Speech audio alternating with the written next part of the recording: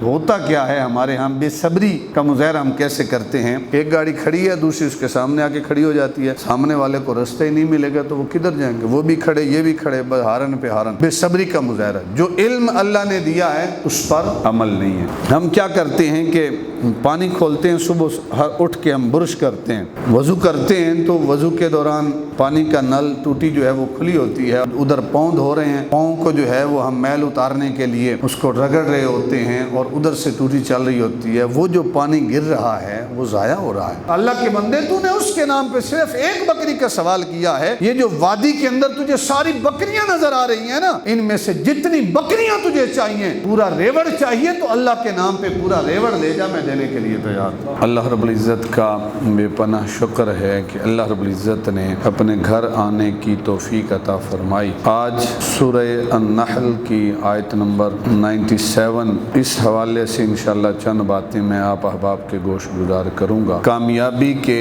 اور کامیاب زندگی گزارنے کے جو 5 بہترین اصول ہیں جس کو ہم کامیاب زندگی کہہ سکتے ہیں، انشاءاللہ انتہائی سادہ اور اختصار کے ساتھ اللہ تعالیٰ نے توفیق دی، وقت نے ساتھ دیا، میں آپ احباب کے گوش گزار کرنے کی جسارت کروں گا۔ جو آیت کریمہ تلاوت کرنے کا شرف حاصل کیا، خالق کائنات ارشاد فرماتے ہیں، من عامل صالحا من ذکر او انثی، جس نے بھی نیک عمل کیے چاہے وہ مرد ہے یا عورت ہے، وہو مؤمن، اس حال میں کہ وہ حالت ایمان پر ہے، ایمان کی دولت اپنے ہاتھوں میں سمیٹے ہوئے ہے، فلنحیینہم حیاتا طیبہ، تو ہم ضرور بالضرور اس کو پاکیزہ زندگی عطا کریں گے۔ جو نیک عمل کریں گے، ایمان پر رہتے ہوئے نیک عمل کریں گے، چاہے وہ مرد ہے یا عورت ہے۔ اکثر کہتے ہیں کہ جی کوئی ایسی بات کریں جو میرے لیے بہتر ثابت ہو، اکثر کہتے ہیں کہ جی 100 باتوں کی کوئی ایک بات کریں، تو میں ایسی 5 باتیں آج آپ احباب کے سامنے بیان کرنے کی کوشش کروں گا کہ جو 5 باتیں ہر بندے کی زندگی کا نچوڑ ہے۔ اگر ان 5 باتوں پہ آج کا انسان عمل کرے تو آج کا انسان کامیاب ترین انسانوں میں شمار ہوگا۔ وہ 5 باتیں کون کون سی ہیں؟ ان میں سے پہلی بات ہے، جس انسان کے پاس جتنا بھی علم ہے، ہر انسان اپنے علم کے مطابق اس پر عمل کرنے کی کوشش کرے۔ افسوس تو یہ ہے کہ ہم سمجھتے ہیں کہ بھئی یہ علماء کا کام ہے، علماء کے پاس علم ہے، ہمارے پاس تو ہے کوئی نہیں، تو لہٰذا عمل بھی علماء کا کام ہے۔ ہم نے یہ چیز علماء کے کھاتے ڈال دی، حالانکہ ہر بندے کے پاس کچھ نہ کچھ علم ہوتا ہے۔ جس کے پاس جتنا علم ہے، اگر وہ اس پر عمل کرے گا تو وہ انسان اس دنیا میں بھی کامیاب ہے اور آخرت میں بھی کامیاب ہے۔ کس طرح کامیاب ہے کہ اب اس علم سے کوئی یہ بھی مراد نہ لے کہ جس کے پاس قرآن کا علم ہے، حدیث کا علم ہے، جس کے پاس شریعت کا علم ہے، فقہ کا علم ہے، صرف وہ اس پر عمل کرے، نہیں۔ اگر کسی کے پاس دنیاوی علم ہے، اس کا بھی حق بنتا ہے کہ وہ اس پر عمل کی کوشش کرے۔ ہمارے یہاں کیا ہوتا ہے کہ ایک بندے کے پاس ڈگری ہے ڈبل MA کی، یعنی وہ ڈبل ماسٹر اس نے کیا ہے، بہت بڑا پڑھا لکھا انسان ہے، لیکن اس کے باوجود وہ انسان جو ہے اس کو تو یہ چاہیے کہ وہ صبر کا مظاہرہ کرے، کیونکہ اللہ نے اس کو علم عطا کیا ہے، چاہے دنیاوی علم صحیح، لیکن ایسا بندہ بھی اکثر میں مثال دیتا ہوں کہ جب کہیں ریلوے لائن کراس کر رہی ہے اور جہاں ریلوے لائن گزر رہی ہے وہاں پہ پھاٹک ہوتا ہے، تو جب پھاٹک بند ہو جاتا ہے تو پیچھے اب 2 لائنیں ہیں، ایک لائن وہ جانے والوں کی ہے، ایک لائن وہ جو سامنے سے گاڑیاں آ رہی ہیں ان کی ہے۔ یہ گاڑیاں اپنی لائن میں کھڑی ہوتی چلی جائیں گی، جو آنے والی ہیں وہ دوسری لائن میں کھڑی ہوتی چلی جائیں گی، اس لیے کہ جو ہی پھاٹک کھلے گا تو یہ اپنی لائن میں سیدھی گزر جائیں گی، وہ سامنے سے جو آ رہی ہیں وہ اپنی لائن میں سے سیدھی گزر جائیں گی، تکلیف نہیں کرنی پڑے گی۔ اب سب کو علم ہے کہ جب تک ریل گاڑی نے گزرنا نہیں، ہم نے یہیں پہ ٹھہرے رہنا ہے۔ تو ہوتا کیا ہے ہمارے ہاں بے صبری کا مظاہرہ ہم کیسے کرتے ہیں؟ ایک گاڑی کھڑی ہے، دوسری اس کے سامنے آ کے کھڑی ہو جاتی ہے، سامنے والے کو رستہ ہی نہیں ملے گا تو وہ کدھر جائیں گے؟ وہ بھی کھڑے یہ بھی کھڑے، بس ہارن پہ ہارن۔ بے صبری کا مظاہرہ۔ جو علم اللہ نے دیا ہے اس پر عمل نہیں ہے، عمل نہیں ہے تو پھر معاشرہ بد امنی کا شکار ہوتا ہے۔ کتنے نوجوان ہیں جن کو یہ علم ہے کہ کسی کی بہن، بیوی، بیٹی کے اوپر غلط نگاہ اٹھا کر نہیں دیکھنا، سب کو علم ہے۔ کوئی اس کی بہن کو دیکھے، بیٹی کو دیکھے، ماں کو دیکھے، بیوی کو دیکھے تو اس کو غصہ آتا ہے، یہ کہتا ہے میں اس کو چیر پھاڑ کے رکھ دوں، لیکن خود ساری رات فون پہ باتیں کرتا رہتا ہے، ساری رات کال چلتی ہے، میسج چلتے ہیں، ٹیکسٹ میسج چلتے ہیں۔ کیا اسے علم نہیں ہے کہ وہ بھی کسی کی بہن بیوی بیٹی ہے۔ تو ایک شخص آیا نا، اس نے آ کر کہا حضور مجھے برائی کی اجازت دیں، میں برائی کرنا چاہتا ہوں۔ تو محبوب خدا نے ارشاد فرمایا، بڑے محبت بھرے انداز میں سمجھایا کہ کیا تو اس چیز کو پسند کرتا ہے کوئی تیری بہن کے ساتھ، تیری بیوی بیٹی کے ساتھ کوئی برائی کا ارتکاب کرے؟ یا رسول اللہ میں تو اس چیز کو برداشت نہیں کرتا۔ تو محبوب خدا نے ارشاد فرمایا، جس کے ساتھ تو برائی کرے گا وہ بھی تو کسی کی بہن بیوی یا بیٹی ہے نا، وہ اس کو کیسا اچھا محسوس کرے۔ تو اگر علم ہے کسی کی بہن بیوی بیٹی کو بری نگاہ سے نہیں دیکھنا، پھر اس پر عمل بھی ہونا چاہیے، لیکن عمل نہیں ہے۔ ہمیں علم ہوتا ہے کہ ماں باپ کی ناقدری کرنا یہ اچھی بات نہیں ہے، ان کی قدر کرنی چاہیے۔ ہر اولاد یہ جانتی ہے کہ ماں باپ کی فرما برداری کرنی چاہیے، لیکن اس کے باوجود اللہ کے محبوب کا فرمان ہے قیامت کی نشانیوں میں سے ایک نشانی یہ ہے کہ قرب قیامت میں لوگ اپنے دوستوں کی بات کو ترجیح دیں گے، والدین کی بات کو نظر انداز کریں۔ آج والد کہتا ہے بیٹا اس لڑکے کے ساتھ تو نہ پھرا کر، اس کی عادتیں اچھی نہیں ہیں، اس کے باوجود ہم والدین کی نافرمانی کرتے ہیں اور اس کے ساتھ چلے جاتے ہیں۔ یہ کیا ہے کہ جتنا علم ہے اس پر عمل نہیں ہے۔ ہم کیا کرتے ہیں کہ پانی کھولتے ہیں، صبح اٹھ کے ہم برش کرتے ہیں، وضو کرتے ہیں تو وضو کے دوران ٹوٹی کھلی ہوتی ہے اور ہم وضو کر رہے ہوتے ہیں، وضو کرتے ہیں ادھر پاؤں دھو رہے ہیں، پاؤں کو میل اتارنے کے لیے اس کو رگڑ رہے ہوتے ہیں اور ادھر سے ٹوٹی چل رہی ہوتی ہے، وہ جو پانی گر رہا ہے وہ ضائع ہو رہا ہے، پانی کی ناقدری ہے۔ ہمیں علم ہے کہ اس چیز کو ضائع نہیں کرنا چاہیے۔ جو اللہ کی نعمتوں کی ناشکری کرتا ہے اللہ تعالیٰ نعمتیں چھین بھی لیتا ہے۔ تو پہلی بات کیا ہے کہ ہم نے اپنے علم پر عمل کرنا ہے۔ آج ہر انسان یہ جانتا ہے کہ بھئی سچ کے اندر نجات ہے، جھوٹ کے اندر بندہ مومن کی نجات نہیں ہے، جھوٹ کے اندر خسارہ ہے، اللہ تعالیٰ نے لعنت بھیجی ہے جو جھوٹ بولنے والا ہے۔ لیکن اس کے باوجود یقین کریں ہمارا حشر یہ ہے کہ کوئی بھی ایک بندہ معاشرے میں آپ کو بہت کم ایسا نظر آئے گا کہ جو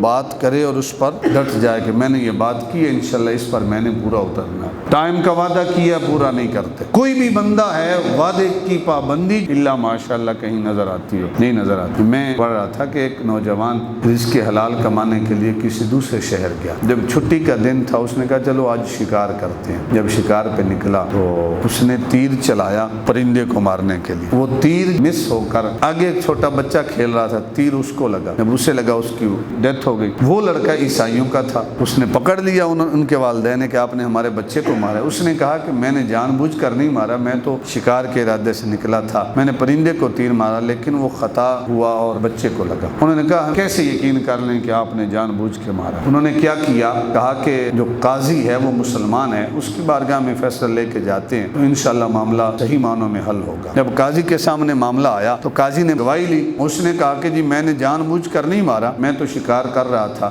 شکار کے دوران اچانک مجھ سے وار خطا ہوا اور اس بچے کو لگ گیا، میرا ارادہ قتل کا نہیں تھا، قتل خطا ہے، قتل عمد نہیں ہے۔ قاضی نے سنا تو انہوں نے دلیل مانگی، دلیل اس کے پاس کیا تھی؟ کوئی اور ساتھی تو تھا نہیں ساتھ۔ انہوں نے کیا کیا کہ قاضی نے فیصلہ سنایا کہ بچوں کے جو والدین ہیں انہیں راضی کر لو تو میں تمہیں بری کر دیتا ہوں، اور اگر انہیں راضی نہیں کر پائے تو پھر تمہیں جیل میں ڈالیں گے، اور پھر فیصلہ ہے کہ ان نفس بالنفس، جان کے بدلے جان ہے، ایک جان گئی ہے تیری بھی جان جائے گی۔ اس نے کیا کیا، کوشش کی کہ بچے کے والدین راضی ہو جائیں، وہ راضی نہیں ہوئے۔ جب وہ راضی نہیں ہوئے قاضی نے جیل میں ڈال دیا۔ جو جیل کا سپریڈنٹ تھا وہ عیسائی تھا، کہا کہ اگلے جمعے کو فیصلہ ہوگا۔ اس نے وعدہ کیا سپریڈنٹ سے کہ آپ مجھے جمعے تک رہا کر دیں، انشاءاللہ جمعہ والے دن میں واپس صحیح سلامت آ جاؤں گا۔ تو اس وقت دور ایسا تھا کہ مسلمان کوئی وعدہ کرتا تھا اس وعدے کو پھر پورا کرتا تھا۔ آج تو لوگ ہم سے دور بھاگتے ہیں کیونکہ ہمارا عمل کردار وہ نہیں ہے، زبان سے سچ بول رہے ہوتے ہیں لیکن ہمارا عمل جو ہے اس کی نفی کر رہا ہوتا ہے۔ سپریڈنٹ نے کہا ٹھیک ہے آپ نے وعدہ کیا، انشاءاللہ مسلمان وعدے کے پکے ہوتے ہیں،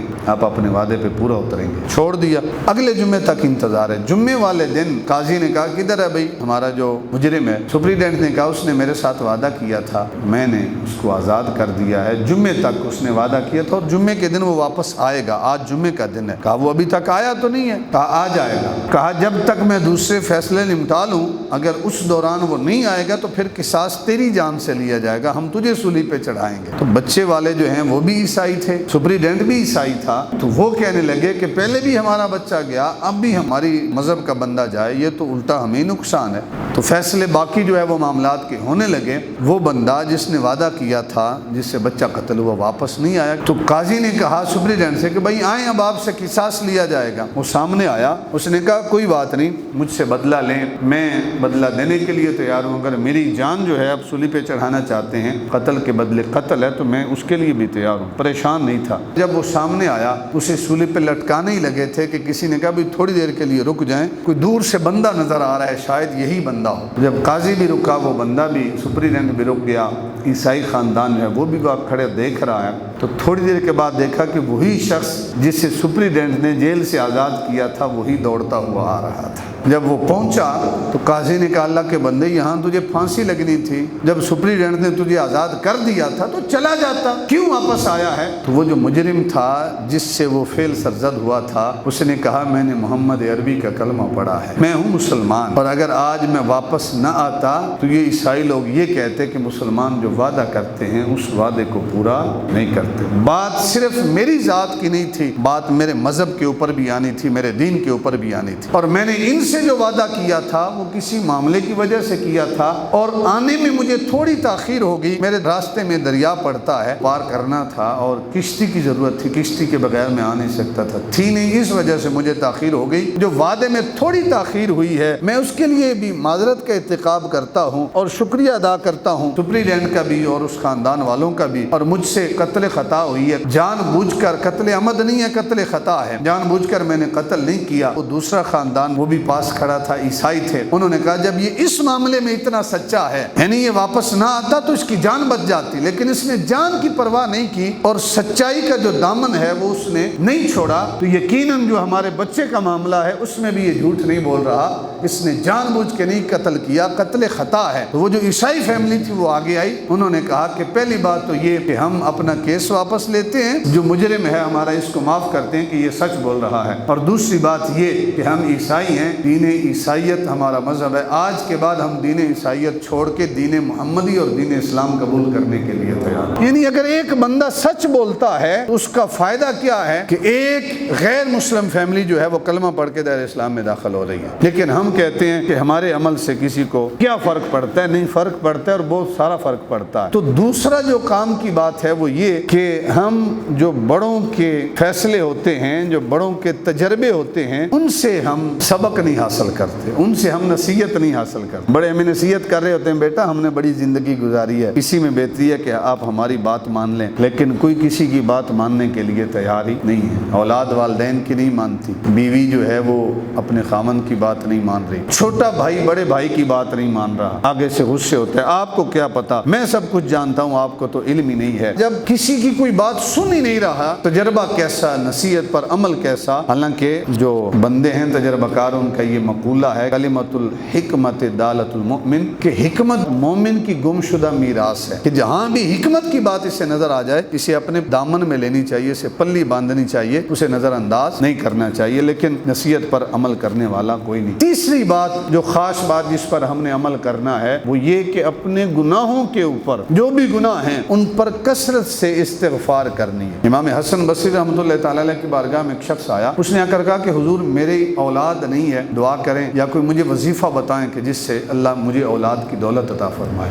آپ نے فرمایا استغفار کرو، استغفر اللہ ربی من کل ذنب واتوب الیہ۔ وہ شخص چلا گیا، دوسرا شخص آیا، اس نے کہا کہ قحط ہے، بارش نہیں برس رہی، آپ ہمارے لیے دعا کریں اللہ رب العزت بارش نازل فرمائے، یا ہمیں کوئی وظیفہ بتائیں۔ آپ نے فرمایا استغفار کرو، استغفر اللہ ربی من کل ذنب واتوب الیہ، اپنے گناہوں پر مغفرت طلب کرو، اللہ جو ہے وہ بارش عطا فرما دے گا۔ تیسرا شخص آیا، اس نے کہا کہ حضور میرے پاس مال کی کمی ہے، بڑا پریشان حال ہوں، کوئی وظیفہ بتا دیں کہ اللہ رب العزت مجھے مال کی کثرت عطا فرمائے۔ امام حسن بصری رحمۃ اللہ تعالی علیہ فرماتے ہیں کہ ایسا کرو کہ تم بھی استغفار کرو۔ ایک شخص بیٹھا تھا ان تینوں کے درمیان، اس نے کہا حضور عجیب بات ہے، پہلا شخص آیا، اس نے کہا کہ اولاد نہیں ہے، آپ نے کہا استغفار کرو، دوسرا آیا اس نے کہا بارش نازل نہیں ہو رہی، آپ نے کہا استغفار کرو، تیسرا آیا اس نے کہا کہ مال کی قلت ہے، کمی ہے، فاقے ہیں، آپ نے کہا استغفار کرو۔ تینوں کا جواب آپ نے ایک ہی دیا ہے، یہ اچھا آپ نے عمل پکڑ لیا، بھائی استغفار کرو، استغفار کرو، آسان کام ہے، استغفار کرو۔ امام حسن بصری فرماتے ہیں کہ میں نے تینوں کو جو عمل دیا ہے وہ قرآن سے میں نے وظیفہ بتایا۔ کہا وہ کیسے؟ کہا کہ اللہ رب العزت نے ارشاد فرمایا فَقُلْتُ اسْتَغْفِرُوا رَبَّكُمْ إِنَّهُ كَانَ غَفَّارًا، سورہ نوح، فرمایا کہ اللہ کے سامنے استغفار استغفار کرو جو گناہوں کو معاف کرنے والا ہے، بخشنے والا ہے۔ اور ساتھ ارشاد فرمایا اگر استغفار کرو گے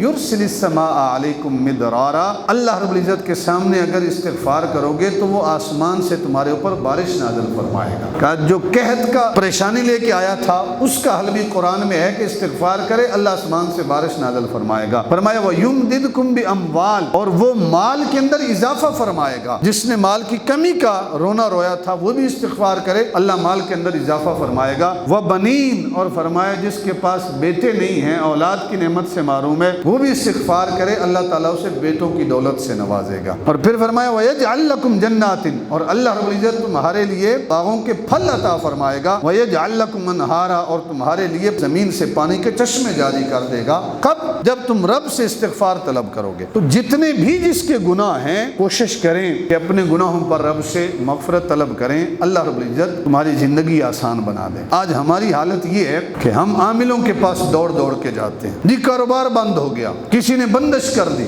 اب یہ جملہ کہتے ہوئے ہم دیکھتے نہیں ہیں کہ ہم کیا کہہ رہے ہیں۔ کاروبار بند ہو گیا، رزق دینے والی ذات اللہ رب العزت کی ہے، اور جب لوگوں سے اس بات کو ہم منسوب کرتے ہیں تو ہم کتنی بڑی خطا کر رہے ہوتے ہیں۔ کاروبار اللہ کے سوا کون ہے کاروبار بند کرنے والا؟ رشتوں کی بندش ہو گئی، یہ ہو گئی، وہ ہو گئی۔ یہ جو عامل ہیں جب ان کے پاس جاتے ہیں، خاوند اور بیوی دونوں جاتے ہیں، تو عامل کہتا ہے کہ آپ کے اوپر کسی نے عمل کر دیا ہے، اور لگتا ہے کہ آپ کی بہن نے کر دیا ہے۔ بیوی فوراً کہتی میں کہتی نہیں تھی آپ کو ہمارے اوپر کسی نے کچھ کر دیا، تو وہ اور پختہ ہو جاتی ہے کہ بھئی یقیناً ہمارے اوپر تو کسی نے کچھ کر دیا ہے۔ وہ جو بیٹھے ہوتے ہیں جاہل عامل، ان کی جو گاڑیاں ہیں وہ آپ کی وجہ سے چلتی ہیں۔ وہ بیٹھے ہوتے ہیں بھئی کب کوئی مرغا پھنسے اور ہماری زندگی کی گاڑی چلے۔ آپ کی گاڑی وہ کیسے چلائے گا جبکہ اپنی گاڑی کے لیے وہ آپ کا محتاج ہے؟ اس لیے ان کے پاس نہ جائیں، اللہ اور اس کے رسول کا دامن مضبوطی سے تھام لیں، استغفار کریں، گھر میں بیٹھ کے استغفار کریں، کسی عامل کے پاس جانے کی ضرورت ہی نہیں رہے گی۔ اگر گناہ ہیں، ضروری نہیں ہے کہ گناہ ہیں پھر استغفار کریں، گناہوں کے بغیر بھی استغفار کریں گے تو اللہ رب العزت نعمتوں کی فراوانی عطا فرمائے گا۔ چوتھی چیز کہ ہم اللہ کی دی ہوئی نعمتوں پر اس کا شکر ادا نہیں کرتے۔ ایک دیہڑی دار ہے، اللہ نے صحیح سلامت آزاد دیے ہیں، وہ دیہڑی کرتا ہے، اس پر بھی اللہ کا شکر ادا کرے کہ میرے ہاتھ تو سلامت ہے، محنت مزدوری کر رہا ہوں۔ لیکن کون کرتا ہے؟ کوئی نہیں۔ وہ یہ رونا روتا ہے کہ میرے پاس تو ہے ہی کچھ نہیں، فلاں بندے کے پاس اتنی مال و دولت، میں سارا دن دھوپ میں سڑتا ہوں۔ جو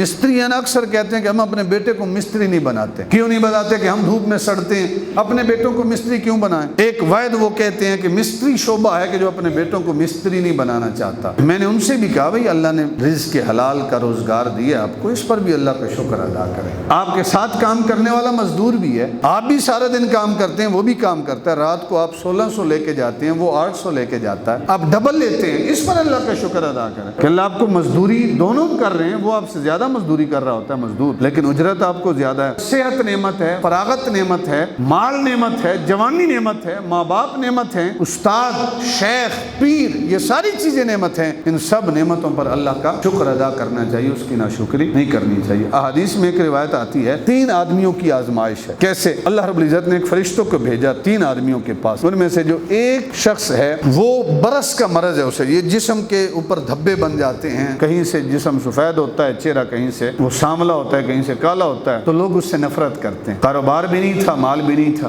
فرشتہ آیا، اس نے کہا بھئی تیری کیا خواہش ہے؟ کہا یہ دیکھ نہیں رہے میرا جسم کیسا ہے، برس والا ہے، لوگ مجھ سے نفرت کرتے ہیں۔ کہا میں دعا کرتا ہوں اللہ رب العزت تجھے اس بیماری سے شفا عطا فرمائے گا۔ کہا اور کوئی خواہش؟ کہا اونٹوں سے بڑی محبت ہے، اگر کوئی ایک اونٹنی کہیں سے مل جائے نا تو میری زندگی میں اور مجھے کچھ بھی نہیں چاہیے۔ روایات کے اندر آتا ہے اللہ تعالیٰ نے ایک اونٹنی اس بندے کو عطا کر دی، صحیح سلامت ہو گیا، وقت گزرنے کے ساتھ ساتھ صحت بھی ٹھیک ہو گئی، اور وہ ایک اونٹنی سے ایک لمبا چوڑا اس کا ریوڑ بن گیا اونٹوں کا، ہر وادی میں اس کے اونٹ چل رہے ہیں، بڑا خوشحال ہو گیا، گھر بھی بڑا، مزدور بھی بے شمار ہو گیا، نوکر چاکر سیٹھوں کی زندگی گزارنے لگا۔ وہی فرشتہ دوسرے بندے کے پاس گیا، جب اس کے پاس گیا کہ بھئی تجھے کیا مسئلہ ہے؟ کہا سر پہ بال نہیں ہے، گنجا ہوں، لوگ نفرت کرتے ہیں، کبھی 2-4 بال سر پہ آ جاتے تو میں بھی بڑا خوش قسمت بن جاتا۔ یہ بالوں کی دولت اس سے پوچھیں جس کے بال نہیں ہیں، ہمیں تو قدر نہیں ہے نا جی۔ تو کہا بال نہیں ہے سر پہ، گنجا ہوں، بدصورتی ہے، لوگ مجھ سے نفرت کرتے ہیں۔ کہا دعا کرتا ہوں اللہ تجھے بال عطا کرے گا۔ اور کوئی خواہش؟ کہا مجھے گائیں بڑی پسند ہیں، کوئی ایک گائے مجھے مل جائے۔ فرشتے نے دعا کی، اللہ کی طرف سے گائے کا معاملہ بھی حل ہو گیا۔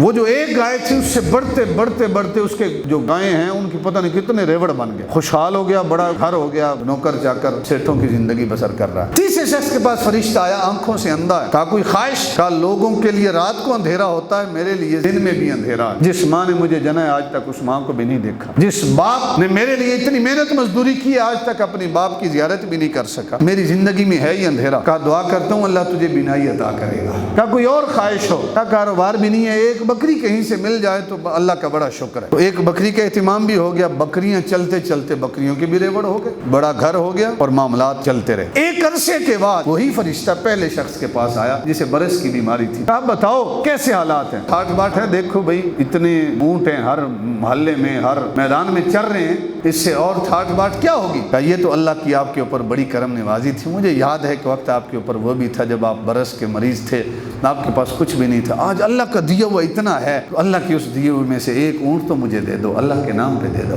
اس نے کہا تو نے یہ بات کیسے کی؟ میں مریض تھا، میرے پاس کچھ بھی نہیں تھا، میں تو شروع سے امیر ہوں، یہ میری محنت ہے، میری کمائی ہے، مجھے پتا ہے کہ اونٹوں کے ریوڑ کیسے بنتے ہیں، میری رات دن کی کمائی ہے۔ اس نے کہا اچھا اگر تو ایسا کہتا ہے کہ تیری کمائی ہے، تو شروع سے ایسا نہیں تھا، تو شروع سے ہی امیر ہے۔ کہا میں دعا دیتا ہوں کہ جیسے تو پہلے تھا اللہ تجھے ویسا کر دے۔ فرشتہ ادھر سے مڑا، وہ بندہ اسی حالت پہ آ گیا، وہ برس کا مرض بھی، اونٹ بھی سارے گئے۔ وہی فرشتہ دوسرے کے پاس آیا جس کے پاس گائیں تھیں اور بے شمار تھی، ریوڑوں کے ریوڑ تھے۔ اب مجھے یاد پڑتا ہے کبھی تیری حالت ایسی تھی کہ سر پہ بال نہیں تھے، گنجا تھا، ایک گائے بھی نہیں تھی تیرے پاس، آج تو ریوڑوں کے ریوڑ ہیں، سر پہ بال بھی ہیں، بڑا خبرو ہے، آج تو نوکر چاکر ہیں۔ اس اللہ کے نام پہ جس نے سب کچھ تجھے دیا ہے، ایک گائے کا سوال کرتا ہوں، مجھے ایک گائے دے دے۔ اس نے کہا بھائی تو نے بات کیسے کر دی؟ تجھے پتا ہے ایک گائے جوان ہونے میں کتنا ٹائم لیتی ہے، اتنی محنت لیتی ہے، اور تو نے آسانی سے کہہ دیا اللہ کے نام پہ ایک گائے کیسے دوں؟ میں تو شروع سے امیر کبیر ہوں، تو نے یہ کیسے بات کر دی کہ میں گنجا تھا؟ چل بھاگ یہاں سے، آئندہ ایسا سوال بھی نہ کرنا۔ پر اس نے کہا اچھا جیسے تو تھا اللہ تجھے ویسے ہی کر دے۔ اور پھر اسی حالت میں آ گیا، تیسرے شخص کے پاس آیا اور کہا کہ مجھے یاد پڑتا ہے کبھی تیری حالت تھی کہ آنکھوں میں بینائی بھی نہیں تھی، اندھیرا تھا، رات کو بھی دن کو بھی، تیرے پاس کوئی مال بھی نہیں تھا، بکریاں بھی نہیں تھیں، آج بکریوں کے ریوڑ ہیں۔ اچھا جس رب نے تجھے سب کچھ دیا ہے اس کے نام پہ صرف ایک بکری کا سوال ہے، ایک بکری مجھے دے دے۔ جب اس شخص نے سنا آنکھوں میں آنسو آ گئے، کہا اللہ کے بندے تو نے کیسی بات کر دی، کس نام پہ تو مانگ رہا ہے؟ واقعی ایک دور تھا جب میری آنکھوں میں بینائی نہیں تھی، میرے پاس ایک بکری بھی نہیں تھی، آج یہ سارے ریوڑ اسی کے دیے ہوئے ہیں، میری آنکھوں کی بینائی اسی کی دی ہوئی ہے، میرے پاس تو کچھ نہیں تھا۔ اللہ کے بندے تو نے اس کے نام پہ صرف ایک بکری کا سوال کیا ہے، یہ جو وادی کے اندر تجھے ساری بکریاں نظر آ رہی ہیں نا، ان میں سے جتنی بکریاں تجھے چاہیے، پورا ریوڑ چاہیے تو اللہ کے نام پہ پورا ریوڑ لے جا، میں دینے کے لیے تیار ہوں۔ یہ تو اسی کا دیا ہوا ہے، میرے پاس کیا تھا؟ اس نے یہ نہیں کہا یہ میری محنت، یہ میری کمائی، میری اسٹرگل، میری کوشش، میری سوچ تھی، کہا لے جا جتنی چاہیے۔ فرشتے نے سنا، اس نے کہا بھائی مجھے تو ضرورت نہیں ہے، میں تو آزمائش میں مبتلا کرنے کے لیے آیا تھا، جو پہلے دو تھے وہ آج پہلی حالت پہ رہ گئے ہیں، جو تجھے اللہ نے دیا ہے جا خوشی خوشی زندگی گزار، یہ سب کچھ تیرا مال ہے۔ اچھا ہم اگر کوشش کریں نا اپنی ابتدا پہ دیکھیں تو کبھی ہماری حالت بھی وہ تھی کہ ہم دہاڑی کرنے والے، کچھ نہیں تھا۔ آج جو اللہ نے دیا ہے ہم یہ نہ کہیں کہ میری اسٹرگل، میری کوشش، میری محنت، یہ اس کا دیا ہوا ہے، پھر اس کے نام پہ کوئی مانگنے کے لیے آ جائے یہ نہ کہا کریں بھائی بھاگ یہ میری محنت ہے، میری اسٹرگل ہے، میری کوشش ہے، نہیں، نعمتوں پر شکر ادا کرنا چاہیے، اور شکر یہ ہے کہ اللہ کے راستے میں بڑھ چڑھ کر دینا چاہیے۔ یہ چوتھی بات ہے۔ پانچویں اور آخری بات ہے کہ ہم مرنے والوں سے عبرت نہیں حاصل کرتے، اگر ہم مرنے والوں سے عبرت حاصل کریں تو ہم کامیاب زندگی گزار سکتے ہیں۔ وہ ایک انگریزی کا دستور ہے، انگریزوں کے اندر ایک قانون ہے کہ جب بھی کوئی فوت ہوتا ہے نا وہ پھول دیتے ہیں، کوئی مر جاتا ہے تو اس کی وہ تابوت کے اوپر پھول چڑھاتے ہیں اور منوں کے حساب سے پھول چڑھاتے ہیں۔ کسی انگریز نے ایک نظم لکھی بڑی خوبصورت، اس کا ایک مصرع ہے کہ why do we wait till a person die، کہ ہم کیوں ایک بندے کا انتظار کرتے ہیں کہ وہ مرے تو ہم اسے پھول پیش کریں، اگر اتنے پھول اس کی زندگی میں پیش کریں تو اس کی زندگی مسرتوں سے نہ بھر جائے، تو ہم بندے کی موت کا انتظار کرتے ہیں، مر جائے تو پھر ہم اس کے نام کی بھینسیں دیتے ہیں، ہم اس کے نام کا یہ دیتے ہیں وہ دیتے ہیں، نہیں، اس کی زندگی میں کچھ اسے عطا کریں تاکہ وہ زندگی سکھی گزارے۔ اللہ تعالیٰ ان 5 سادہ باتوں پہ ہم سب کو عمل کرنے کی توفیق عطا فرمائے۔ وآخر دعوانا ان الحمد للہ رب العالمین۔